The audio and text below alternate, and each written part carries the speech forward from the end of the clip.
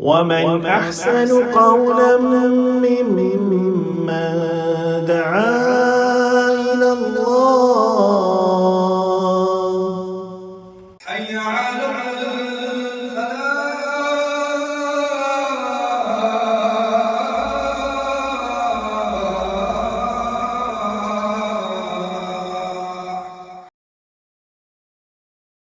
بالله من الشيطان الرجيم.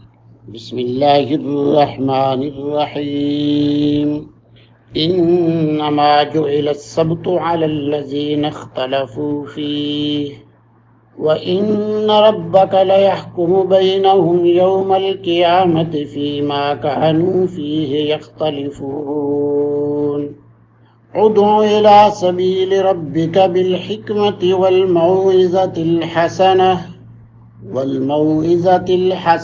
وجادلهم بالتي هي أحسن إن ربك هو أعلم بمن ضل عن سبيله وهو أعلم بالمهتدين. صدق اللہ العظیم. 14ویں پارے میں سے سورہ نحل کی آیت نمبر 124 اور 125 تلاوت کی ہے. اس کی رواں ترجمانی یوں ہوگی: ہفتے کے دن کی عظمت تو صرف ان لوگوں کے ذمے ہی ضروری کی گئی تھی جنہوں نے اس میں اختلاف کیا تھا. بات یہ ہے کہ آپ کا پروردگار خود ہی ان میں ان کے اختلاف کا فیصلہ قیامت کے دن کرے گا. اپنے رب کے راستے کی طرف لوگوں کو حکمت اور بہترین نصیحت کے ساتھ بلائیے اور ان سے بہترین طریقے کے ساتھ گفتگو کیجیے. یقیناً آپ کا رب اپنی راہ سے بھٹکنے والوں کو بھی بخوبی جانتا ہے اور وہ راہ یافتہ لوگوں سے بھی پورا واقف ہے. رب اشرح لی صدری ویسر لی امری واحلل عقدۃ من لسانی یفقهوا قولی. ادع الی سبیل ربک بالحکمۃ والموعظۃ الحسنہ. اپنے رب کے رستے کی طرف لوگوں کو حکمت اور بہترین نصیحت کے ساتھ بلائیے. یہ بڑی ہی جامع آیت ہے اور دعوت و تبلیغ کے اصول کے طور پر یہ ایک مکمل نصاب بھی ہے.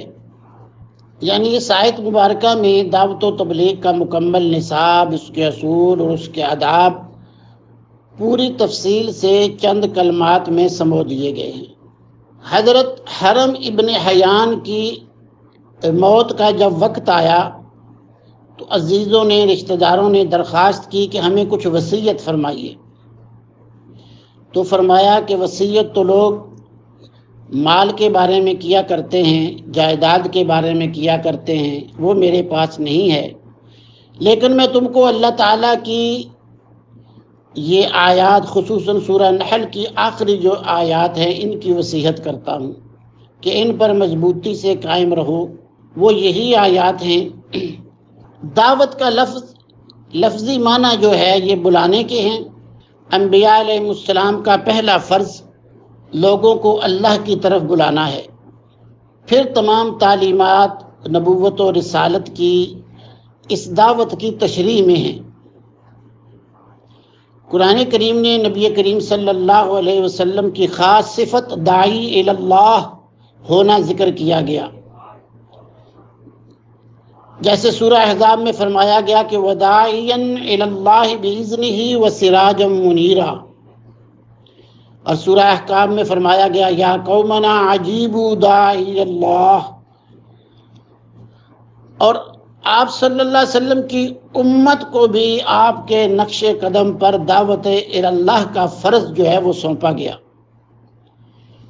جیسے سورہ آل عمران میں فرمایا گیا وَلْتَكُن مِّنكُمْ أُمَّةٌ يَدْعُونَ إِلَى الْخَيْرِ وَيَأْمُرُونَ بِالْمَعْرُوفِ وَيَنْهَوْنَ عَنِ الْمُنكَرِ.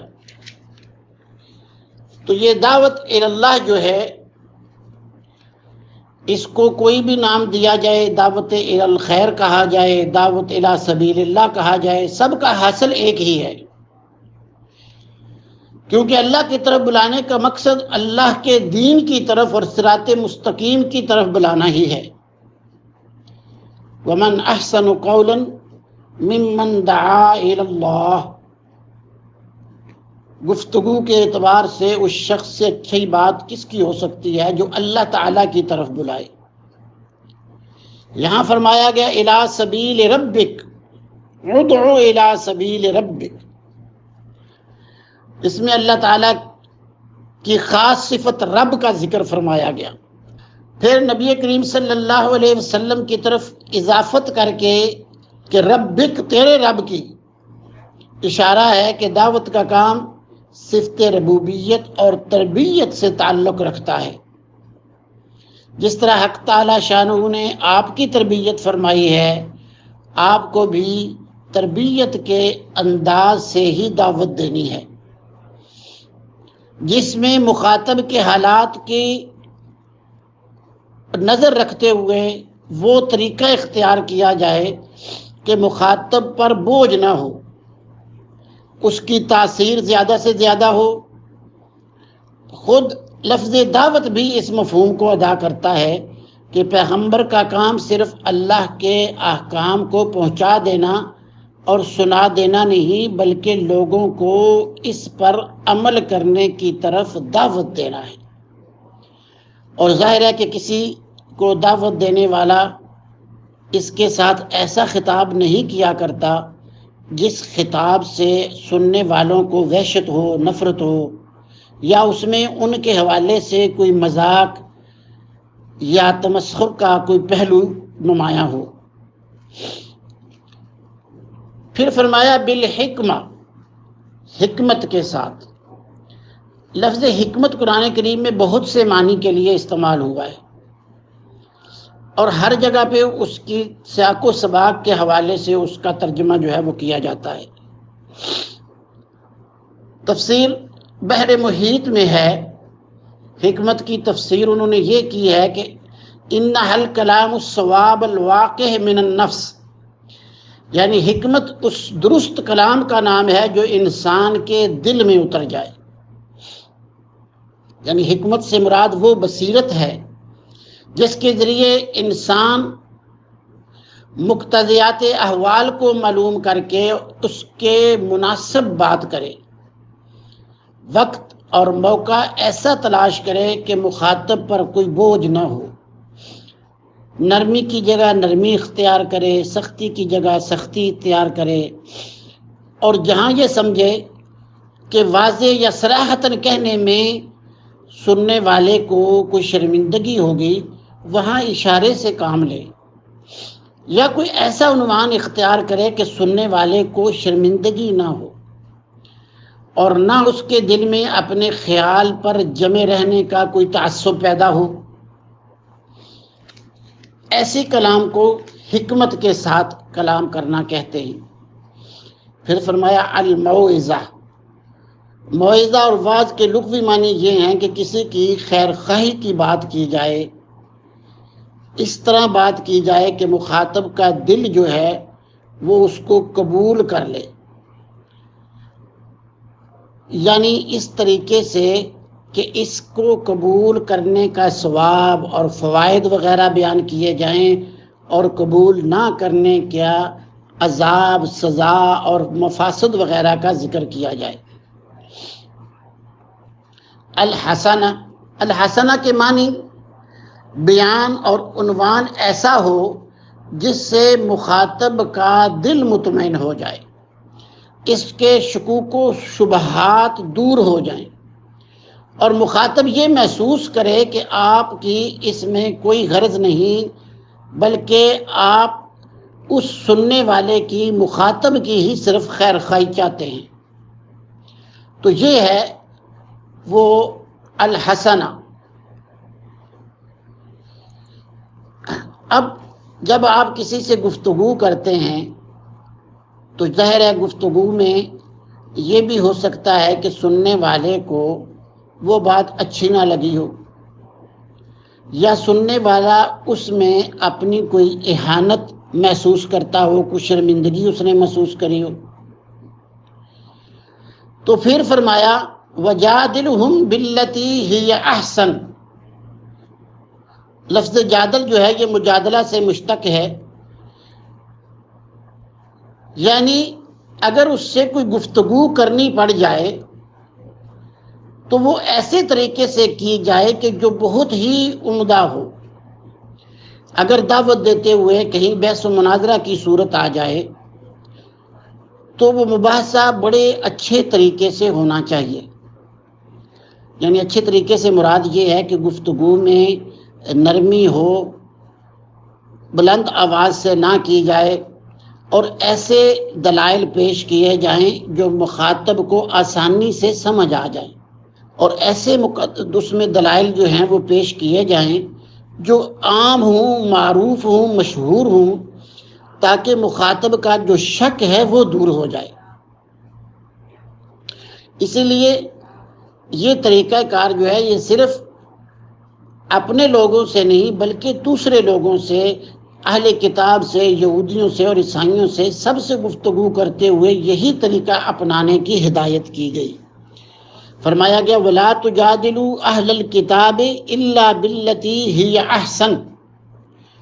اسی طرح حضرت موسیٰ علیہ السلام کو جب فرعون کی طرف بھیجا گیا تو اب آپ اندازہ لگا لیں کہ حضرت موسیٰ علیہ السلام کو تاکیداً یہ کہا جا رہا ہے کہ قُولَا لَهُ قَوْلًا لَيِّنًا،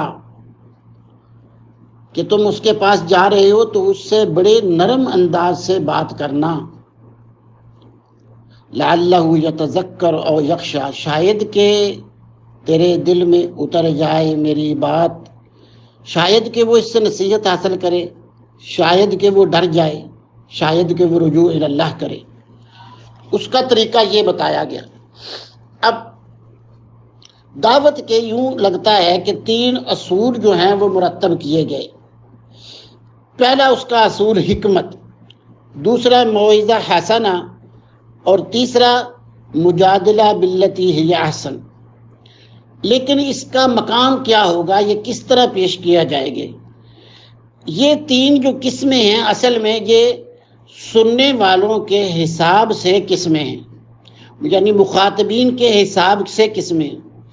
دعوت بالحکمہ جو ہے وہ اہل علم کے لیے ہے، جو علم رکھتے ہیں، فہم رکھتے ہیں، ان کے لیے، اور دعوت بالموعظہ یہ عام عوام کے لیے ہے، اور مجادلہ یہ ان لوگوں کے لیے کہ جن کے دلوں میں شکوک و شبہات ہوں، یا جو دشمنی اور ہٹ دھرمی کی وجہ سے بات سننے کے لیے تیار نہ ہوں۔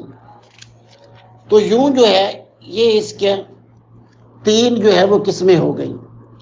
لیکن جو تیسری قسم ہے یہ کوئی مستقل قسم نہیں، بلکہ اس کی پہلی جو 2 قسمیں ہیں حکمت اور موعظہ، یہی اس کی بنیاد ہیں۔ اس کی اصل بنیاد یہی 2 چیزیں ہیں۔ حکمت کا مطلب ہے کہ بے وقوفوں کی طرح اندھا دھند تبلیغ نہ کی جائے، بلکہ دانائی کے ساتھ سننے والے کی ذہنی استعداد جو ہے اور اس کے حالات کو سمجھ کر موقع اور محل دیکھ کر بات کی جائے۔ ہر طرح کے لوگوں کو ایک ہی طریقے سے یا ایک ہی لکڑی سے نہ ہانکا جائے۔ جس شخص یا گروہ سے یہ سابقہ پیش آئے پہلے اس کے مرض کی تشخیص کی جائے، پھر ایسے دلائل سے اس کا علاج کیا جائے کہ اس کے دل اور دماغ کی گہرائیوں سے وہ مرض نکل جائے۔ اسی طرح الموعظہ جو ہے عمدہ نصیحت، اس کے بھی 2 مطلب نکلتے ہیں۔ ایک یہ کہ مخاطب کو صرف دلائل سے ہی مطمئن کرنے پر اکتفا نہ کیا جائے، بلکہ اس کے جذبات کو اپیل کیا جائے، برائیوں اور گمراہیوں کا محض عقلی حیثیت سے جو ابطال نہ کیا جائے، بلکہ انسان کی فطرت میں ان کے خلاف جو ایک پیدائشی نفرت ہوتی ہے اسے ابھارا جائے، اور اس کے برے نتائج سے اسے خوف دلایا جائے، اور اس طریقے سے بات کی جائے کہ عقلاً اس کا جو ہے اس کا عقل جو ہے وہ اس کو تسلیم کر لے کہ واقعی یہ جو کام ہے یہ برا ہے، اور نیکی کی طرف اور ہدایت کی طرف اور عمل صالح کی طرف اس کی رغبت اور شوق کو بڑھایا جائے۔ اور اس کا دوسرا مطلب یہ ہے کہ نصیحت اس انداز سے کی جائے کہ جس سے خیر خواہی ٹپکتی ہو، مخاطب یہ نہ سمجھے کہ ناصح جو ہے، واعظ جو ہے، مقرر جو ہے، وہ اسے حقیر سمجھ رہا ہے اور اپنے علم کی بلندی کے احساس کو وہ لطف اندوز ہو رہا ہے۔ ایسا ہرگز نہیں ہو، بلکہ اسے یہ محسوس ہو کہ ناصح کے دل میں صرف اس کی اصلاح کے لیے تڑپ موجود ہے اور وہ حقیقت میں اس کی بھلائی چاہتا ہے۔